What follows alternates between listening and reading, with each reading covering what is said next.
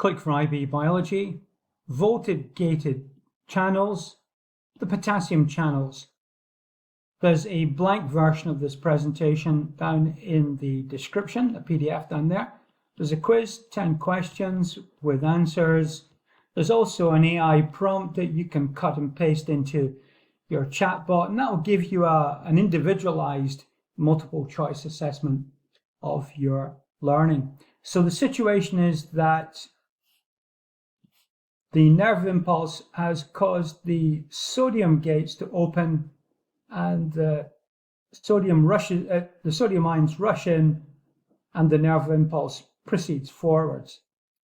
At this position here, it's then necessary to return this to a negative state, or the resting potential, and that's achieved by pumping out positive ions, and those are the potassium channels. So let's take a look at the functioning of the potassium channels themselves.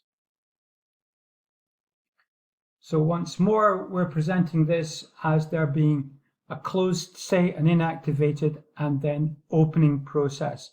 The channel itself is composed of these tetramer of what are called alpha subunits, 4 parts to the protein in this orientation here, with the pore running down through the center, and that penetrates through the axon membrane. And it also has the so-called ball and chain structure associated with the closing mechanism. Okay, so the voltage-gated potassium channels are crucial for maintaining the membrane potential and for repolarizing the membrane of an action potential in neurons. So what I mean by that is getting it back to the negative state inside the axon of the nerve cell. Let's begin with the closed position. So in the closed position, the channel is not permeable. Remember that the potassium ions are concentrated on the inside of the cell, and so the closed channel prevents the release of the potassium ions in that way. And this occurs at -70 millivolts, and they will stay closed. Once a change occurs, so in the cytoplasm of the nerve cell, you'll remember, because of the buildup of sodium ions, the charge is going to be raised from -70.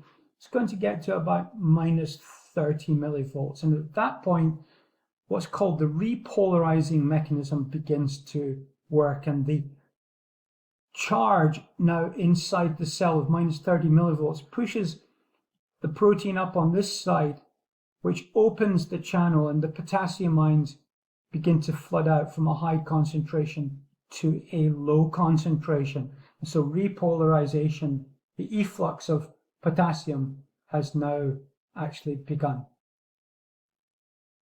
Once we reach the peak of the action potential, with the sodium ions at their highest at +30 millivolts, the ball and chain structure is immediately rolling back into position, closing off the potassium channel, and the pore inactivation has occurred. And then subsequently, during recovery, it will return to this position here as the sodium-potassium pumps establish the positive and negative charge of the cell like this.